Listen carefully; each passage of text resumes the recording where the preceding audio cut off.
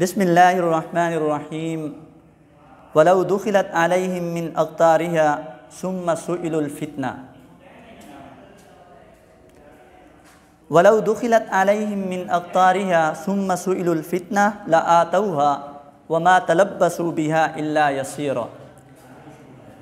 ان آیات مبارکہ کے اندر آپ نے پچھلے لیکچر کے اندر بھی پڑھا کہ منافقین کے حالات و واقعات اور حالت جنگ میں منافقین کا طرز عمل چل رہا ہے کہ منافقین کی کیا کیا سازشیں ہوتی تھیں اور منافقین اندر ہی اندر سے مسلمانوں کے خلاف کیا سازشیں کرتے تھے۔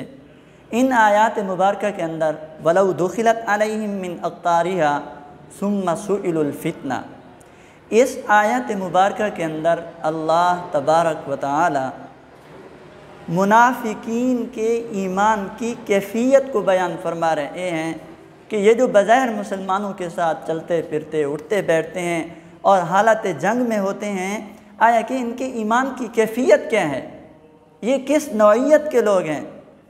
فرمایا کہ اس آیت کی ٹرانسلیشن سے پہلے آپ اس کا مکمل مفہوم سمجھ لیں، یہ حالت جنگ میں نہ ہوں بلکہ اپنے گھروں میں ہوں، اپنے گھروں میں ہوں، اپنے شہروں میں ہوں، اطراف مدینہ سے ان کے اوپر فوجیں حملہ کرنے کے لیے آ جائیں اور پھر ان کو یہ کہیں کہ آپ ہمارے ساتھ خانہ جنگی کے لیے چلیں، زمین میں فتنہ اور فساد برپا کریں یا دین اسلام سے منحرف ہو جائیں، دین اسلام سے بالکل منحرف ہو جائیں، آپ یوں کہیں کہ دین اسلام کے ساتھ ہمارا کوئی تعلق نہیں ہے۔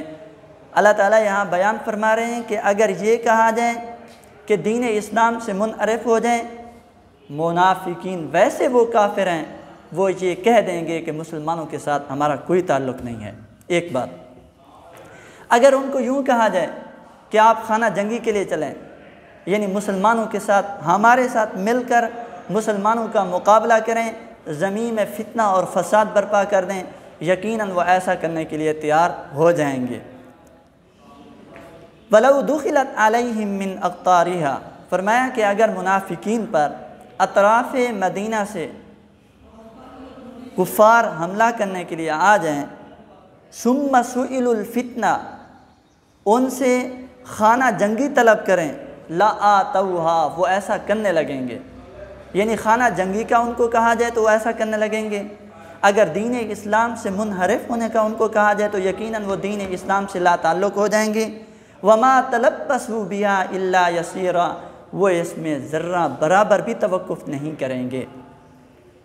دوبارہ اس آیت مبارکہ کی ٹرانسلیشن دیکھ لیں، وَلَوْ دُخِلَتْ عَلَيْهِمْ مِنْ أَقْطَارِهَا، اگر اطراف مدینہ سے فوجیں ان کے اوپر چڑھیں، ثُمَّ سُئِلُوا الْفِتْنَةَ، اور وہ ان سے خانہ جنگی کرنے کو کہیں، لَآتَوْهَا، وہ ایسا کرنے لگیں گے۔ وَمَا تَلَبَّسُوا بِهَا إِلَّا يَسِيرًا، وہ یقیناً اس میں ذرہ برابر بھی توقف نہیں کریں گے، جیسے کافر بھائی ان کو کہیں گے وہ ویسے ہی کریں گے۔ وَلَقَدْ كَانُوا عَاهَدُوا اللَّهَ مِنْ قَبْلُ لَا يُوَلُّونَ الْأَدْبَارَ وَكَانَ عَهْدُ اللَّهِ مَسْئُولًا، بہت سے غزوات ہوئے، ان غزوات میں سے ایک غزوہ احد ہوا۔ غزوہ احد کے بعد منافقین نے یہ کہا تھا کہ ہم کبھی بھی مسلمانوں کا ساتھ نہیں چھوڑیں گے، بد عہدی نہیں کریں گے، اندر ہی اندر سازشیں نہیں کریں گے۔ انہوں نے اللہ کے ساتھ یہ عہد کیا، اس عہد کا بیان ہے وَلَقَدْ كَانُوا عَاهَدُوا اللَّهَ مِنْ قَبْلُ، حالانکہ انہوں نے اللہ سے پہلے سے عہد کر رکھا تھا، لَا يُوَلُّونَ الْأَدْبَارَ، وہ پیٹ نہیں پھیریں گے، وہ جب ہی مسلمانوں کے ساتھ جنگ کرنے کے لیے جائیں گے، کفار کا مقابلہ کرنے کے لیے جائیں گے، وہ مسلمانوں کے ساتھ بد عہدی نہیں کریں گے، لا یولون الادبار، وہ بد عہدی بالکل بھی نہیں کریں گے، وہ پیٹ نہیں پھیریں گے۔ وَكَانَ عَهْدُ اللَّهِ مَسْئُولًا، یہ جو انہوں نے اللہ کے ساتھ عہد کیا، اللہ کے اس عہد کے بارے میں ان سے ضرور پوچھا جائے گا۔ دوبارہ دیکھیں، وَلَوْ دُخِلَتْ عَلَيْهِمْ مِنْ أَقْطَارِهَا ثُمَّ سُئِلُوا الْفِتْنَةَ، اگر اطراف مدینہ سے ان کے اوپر فوجیں حملہ کرنے کو آئیں، ثُمَّ سُئِلُوا الْفِتْنَةَ، پھر ان سے خانہ جنگی کے لیے کہا جائے، لَآتَوْهَا، وہ ایسا کرنے لگیں گے۔ وَمَا تَلَبَّسُوا بِهَا إِلَّا يَسِيرًا، وہ اس میں ذرہ برابر بھی توقف نہیں کریں گے۔ وَلَقَدْ كَانُوا عَاهَدُوا اللَّهَ مِنْ قَبْلِ، حالانکہ انہوں نے اللہ سے پہلے سے عہد کر رکھا تھا. لَا يُوَلُّونَ الْأَدْبَارَ، وہ پیٹھ نہیں پھیریں گے. وَكَانَ عَهْدُ اللَّهِ مَسْئُولًا، خدا کے اس عہد کے بارے میں ضرور پوچھا جائے گا. یہ جو بار بار مسلمانوں کے ساتھ بدعہدی کرتے ہیں، سازشیں کرتے ہیں، مسلمانوں پر بخل کرتے ہیں، فرمایا ان سے ضرور پوچھا جائے گا. قُلْ لَن يَنْفَعَكُمُ الْفِرَارُ إِنْ فَرَرْتُم مِّنَ الْمَوْتِ أَوِ الْقَتْلِ وَإِذًا لَّا تُمَتَّعُونَ إِلَّا قَلِيلًا. آپ پچھلے لیکچر کے اندر پڑھ چکے ہو کہ منافقین جناب نبی کریم صلی اللہ علیہ وسلم سے یہ اجازت طلب کر رہے تھے. ایک فریق تو ان میں سے یہ کہہ رہا تھا کہ ہمارے گھر ایسے کھلے پڑے ہیں، لہذا آپ ہمیں اجازت دے دیجئے. اللہ تعالیٰ نے فرمایا ان کے گھر کھلے پڑے نہیں ہیں، بلکہ گھر ان کے محفوظ ہیں. یہ تو محض جنگ سے بھاگنا چاہتے ہیں. اسی کے متعلق یہاں ایک دوسری آیت میں ارشاد فرمایا قُلْ لَن يَنْفَعَكُمُ الْفِرَارُ. محبوب، یہ لوگ آپ سے جو اجازت طلب کر رہے ہیں، یہ جو یہاں سے بھاگنا چاہتے ہیں، ان کو آپ کہہ دو لَن يَنْفَعَكُمُ الْفِرَارُ، یہ تمہارا بھاگنا تم کو نفع نہیں دے گا. جنگ سے فرار ہونا تم کو بالکل بھی نفع نہیں دے گا. ان فررتم من الموت او القتل، اگر تم یہاں بھاگنا چاہتے ہو موت کے ڈر سے، قتل کے ڈر سے، اگر تم یہاں سے بھاگنا چاہتے ہو، ہاں جی، یہ تم کو نفع نہیں دے گا. اذا لا تمتعون الا قلیلا، ہاں اگر تم یہاں سے بھاگ گئے تو تم نفع نہیں اٹھاؤ گے مگر بہت کم. یعنی اتنا تم نفع اٹھا لو گے، یہ جنگ سے تم چلے گئے، ایک زندگی کا مختصر جو لمحہ ہے، بس اسی کے اندر جو تھوڑا سا نفع ہے آپ اٹھا لو گے، وگرنہ آپ نے مر کے تو ہمارے پاس آنا ہے، اور کس کے پاس آپ نے جانا ہے. دوبارہ اس آیت مبارکہ کی ٹرانسلیشن دیکھ لیں.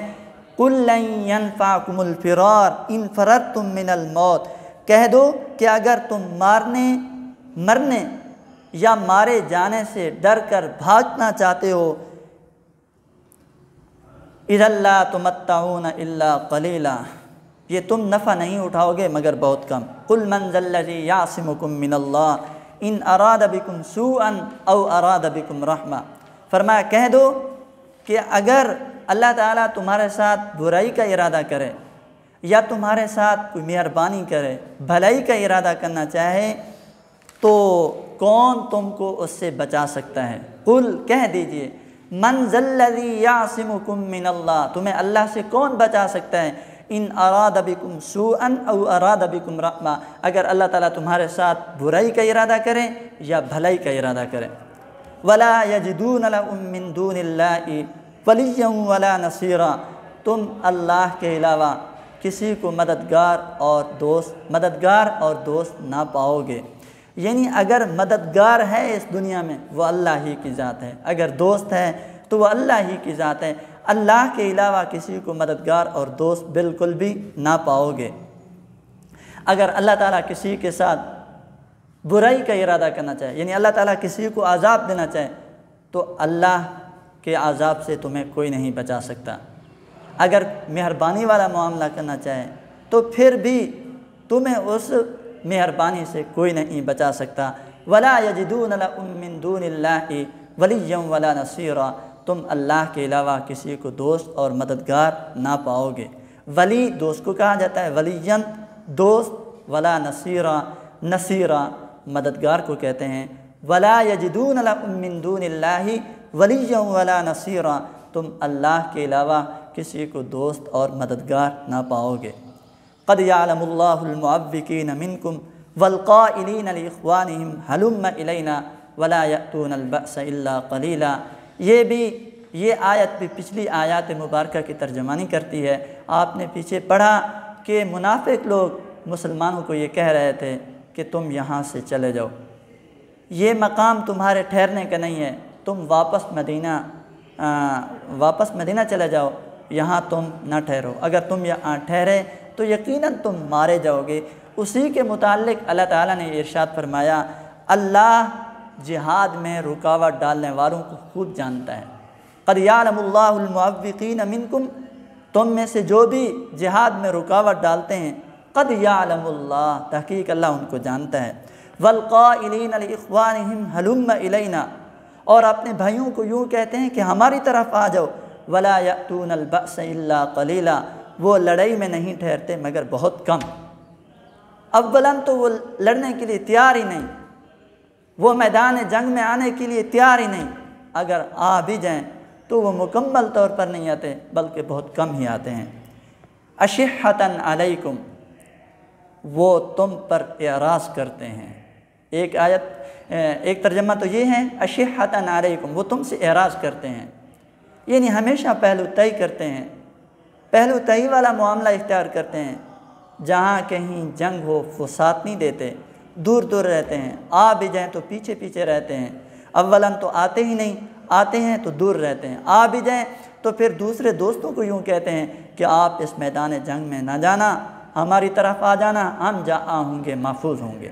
فرمایا اشحۃ علیکم، وہ تم پر اعراض کرتے ہیں۔ ایک تو معنی اس کا یوں ہے، اور دوسرا اس کا معنی یوں ہے اشحۃ علیکم، وہ تم پر بخل کرتے ہیں۔ فَإِذَا جَاءَ الْخَوْفُ رَأَيْتَهُمْ يَنْظُرُونَ إِلَيْكَ تَدُورُ أَعْيُنُهُمْ، جب حالت جنگ میں آ جائیں، یعنی جس وقت ان کے اوپر خوف کا موقع آ جائے، جب ان پر خوف طاری ہو جائے، رَأَيْتَهُمْ، محبوب آپ ان کی طرف دیکھنا۔ جناب نبی کریم صلی اللہ علیہ وسلم کو یہ ہدایت دی جا رہی ہے، جب منافقین پر خوف طاری ہو جائے، خوف کا عالم آ جائے، تو محبوب آپ ان کی طرف دیکھنا۔ ینظرون الیک، یہ آپ کی طرف دیکھیں گے تو آپ نے غور کرنا ہوگا، تدور اعینہم، محبوب ڈر کے مارے ان کی آنکھیں گھوم رہی ہوں گی، ان کی آنکھیں خوف کے عالم میں ایسے گھوم رہی ہوں گی، کالذی یغشی علیہ من الموت، گویا کہ ان کے اوپر موت کی غشی طاری ہو گئی ہو۔ جس طرح انسان سکرات کے عالم میں ہوتا ہے، نزع کے عالم میں ہوتا ہے، آخری سانس لے رہا ہوتا ہے، جس طرح اس کی آنکھیں تنی ہوتی ہیں یا ان کی آنکھیں گھوم رہی ہوتی ہیں، حالت جنگ کے اندر منافقین کی یہی کیفیت ہوتی ہے۔ فرمایا یہ تم پر بخل کرتے ہیں۔ فَإِذَا جَاءَ الْخَوْفُ، جب ڈر کا وقت آ جائیں، رَأَيْتَهُمْ، آپ ان کی طرف دیکھنا، يَنْظُرُونَ إِلَيْكَ، یہ آپ کی طرف دیکھیں گے، محبوب آپ غور کرنا، تدور اعینہم، ان کی آنکھیں گھوم رہی ہوں گی، کالذی یغشی علیہ من الموت، گویا کہ ان کے اوپر موت کی غشی طاری ہو گئی ہے۔ فَإِذَا ذَهَبَ الْخَوْفُ، جب خوف چلا جائے، جب جنگ ختم ہو جائے، تو سَلَقُوكُمْ بِأَلْسِنَةٍ حِدَادٍ، یہ پھر بھاگتے ہوئے، دوڑتے ہوئے تیز زبانوں کے ساتھ آپ کو ملیں گے کہ بس ہم نے آپ کے ساتھ دیا، جس کی وجہ سے آپ جنگ جیت چکے ہیں۔ اشحۃ علیکم، وہ پھر اشحۃ علی الخیر، فرمایا پھر یہ مال کے اوپر بخل کریں گے، یعنی یہ جو تیز زبانوں کے ساتھ ملتے ہیں اور یوں کہتے ہیں کہ ہم نے فلاں کو بھی چاٹ دیا، ہم نے آپ کا ساتھ دیا، اگر یہ جنگ جیتی گئی ہے تو یہ ہماری وجہ سے جیتی گئی ہے، اس کی اصل وجہ یہ مال پر بخل کرنا ہے، اس کی اصل وجہ مال کی طلب ہے، مال کا حصول ہے۔ اشحۃ علی الخیر، فرمایا کہ یہ مال پر بخل کرتے ہیں، جبکہ ان کی پوزیشن کیا ہے، اولئک لم یؤمنوا، یہ لوگ ایمان نہیں لائے، فاحبط اللہ اعمالہم، اللہ تعالیٰ نے ان کے اعمال کو ضبط کر دیا۔ اولاً تو ان کے اعمال ہیں ہی نہیں، یعنی جو تھوڑا بہت آپ کا ساتھ دیتے ہیں، جو تھوڑا عمل کرتے ہیں، فرمایا اللہ تعالیٰ نے ان کے اس عمل کو ضبط کر لیا، یعنی ان کے اوپر کوئی نیکی نہیں دی جائے گی، ان کے اوپر کوئی ثواب نہیں دیا جائے گا۔ اولئک لم یؤمنوا، فرمایا یہ لوگ اولاً ایمان لائے ہی نہیں، فاحبط اللہ اعمالہم، اللہ تعالیٰ نے ان کے اعمال کو ضبط کر لیا، وکان ذلک علی اللہ یسیرا، منافقین کے اعمال کو ضبط کرنا یہ اللہ پر کوئی مشکل کام نہیں، وکان ذلک علی اللہ یسیرا، فرمایا یہ اللہ پر بہت آسان ہے، یہ کوئی مشکل بات نہیں ہے۔